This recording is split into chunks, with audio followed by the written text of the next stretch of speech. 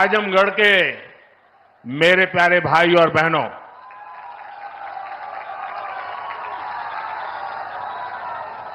आज आजमगढ़ का सितारा चमक रहा है। जिस आजमगढ़ को देश के पिछड़े इलाकों में गिनते थे, आज वही देश के लिए विकास का नया अध्याय लिख रहा है। मैं विशेष रूप से आजमगढ़ के लोगों का आभार व्यक्त करता हूं। वो इतनी बड़ी संख्या में हमें आशीर्वाद देने आए हैं। और आजमगढ़ के मेरे भाई बहन, मोदी की एक और गारंटी सुन लीजिए। ये कल का आजमगढ़ अब वो गढ़ है, ये आजन्मगढ़ है। ये आजन्मगढ़ विकास का गढ़ रहेगा, आजन्म रहेगा। अनंत काल तक ये विकास का गढ़ बना रहेगा। ये मोदी की गारंटी है दोस्तों। यहां से लेकर विदेश तक जे भी आजमगढ़ का रहने वाला हो,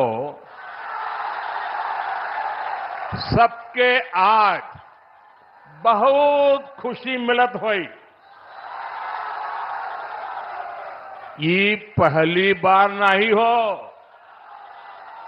एक रे पहले जब हम पूर्वांचल एक्सप्रेसवे का उद्घाटन कईनी, तो आजमगढ़ के सब आदमी कहत रहे कि अब लखनऊ में जहाज से उतर के हमन यहां 2.5 घंटा में आ जाब। अब तो आजमगढ़ में आपन जहाज उतरे का ठिकाना हो गेल। एकरे अलावा मेडिकल कॉलेज और यूनिवर्सिटी बनने के कारण पढ़ाई और दवाई के इंतजाम के लिए भी बनारस जाए का जरूरत कम पड़ी।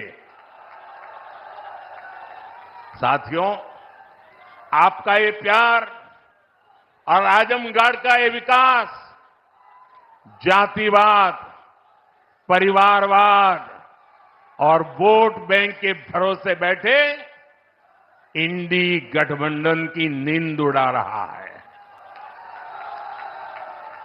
पूर्वांचल ने दशकों तक जातिवाद और तुष्टीकरण की राजनीति देखी है, और पिछले 10 वर्षों में ये क्षेत्र विकास की राजनीति भी देख रहा है।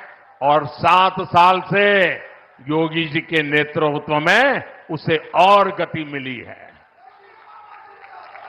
यहां के लोगों ने माफिया राज और कट्टरपंथ के खतरों को भी देखा है, और अब यहां की जनता कानून का राज भी देख रही है।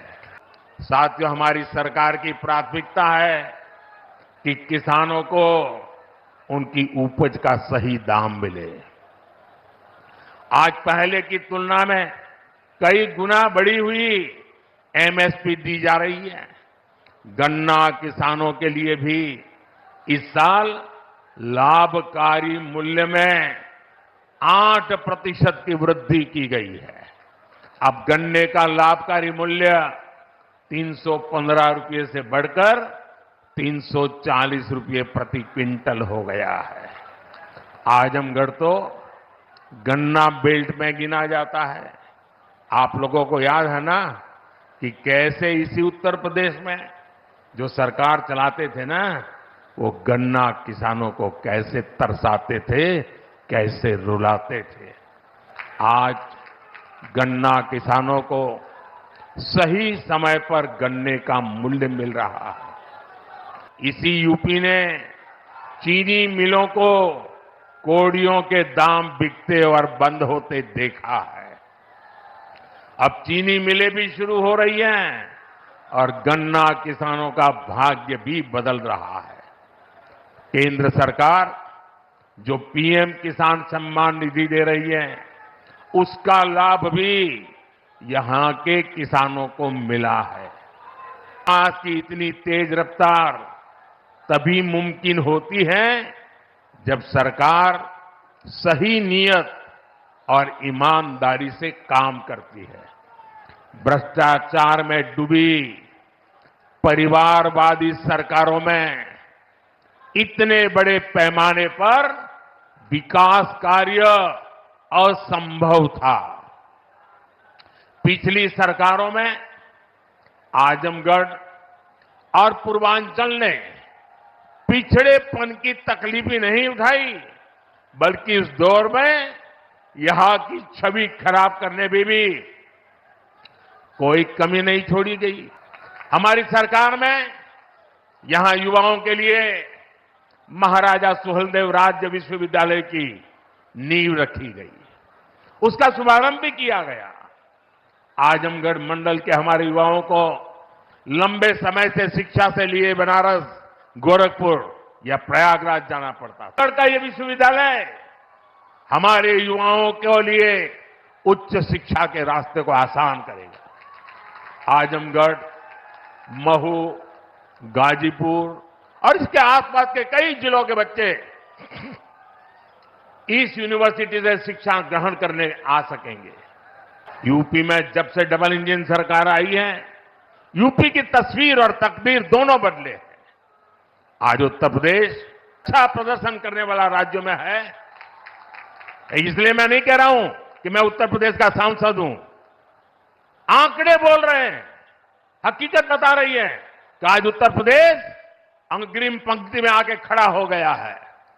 बीते वर्षों में डबल इंजन की सरकार ने उत्तर प्रदेश में लाखों करोड़ रुपए के विकास कार्य कराए हैं। इससे ना सिर्फ यूपी का इंफ्रास्ट्रक्चर बदला है, बल्कि युवाओं के लिए लाखों नए अवसर बने हैं। आज यूपी की पहचान रिकॉर्ड मात्रा में आ रहे निवेश से हो रही है। आज यूपी की पहचान ग्राउंड ब्रेकिंग सेरेमनी से हो रही है। आज यूपी की पहचान एक्सप्रेसवे के नेटवर्क और हाईवे से हो रही है।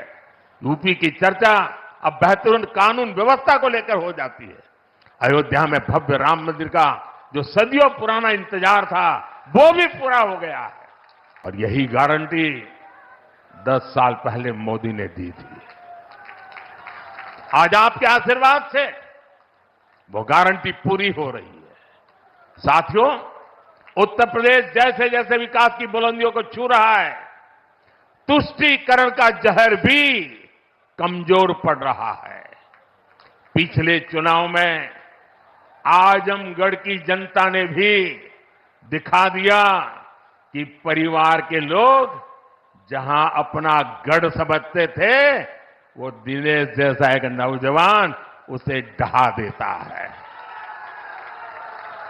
इसलिए परिवारवादी लोग इतने बौखलाए हुए हैं, आए दिन मोदी को लगातार गाली दे रहे हैं। ये लोग कह रहे हैं कि मोदी का अपना परिवार नहीं है। ये लोग भूल जाते हैं कि मोदी का परिवार देश की 140 करोड़ की जनता, ये मोदी का परिवार है। इसलिए मैं इस धरती से यही आह्वान करता हूं, जो देश कह रहा है, जो उत्तर प्रदेश कह रहा है, जो आजमगढ़ कह रहा है, उसी का मैं आह्वान करता हूं। इतने सारे विकास कार्य आजमगढ़ के इतिहास की पहली घटना है। ये विकास का उत्सव है। मैं आप लोगों से एक आग्रह करता हूं, मेरी बात मानोगे? सब लोग जरा पूरे आवाज से बताइए तो मैं बताऊं। मेरी बात मानोगे? करोगे?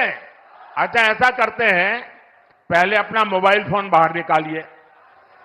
मोबाइल फोन बाहर निकाल करके उसकी फ्लैश लाइट चालू कीजिए। सबके सब अपने मोबाइल की फ्लैश लाइट चालू करें। इधर मंच वाले भी करें, अगर मोबाइल फोन रखते हैं तो। सबके सब अपने मोबाइल फोन की फ्लैश लाइट चालू कीजिए। देखिए, ये विकास का उत्सव है। ये है विकास का उत्सव। ये है विकसित भारत का संकल्प। ये है विकसित आजमगढ़ के विकास का संकल्प। मेरे साथ बोलिए भारत माता की, भारत माता की, भारत माता की। बहुत बहुत धन्यवाद।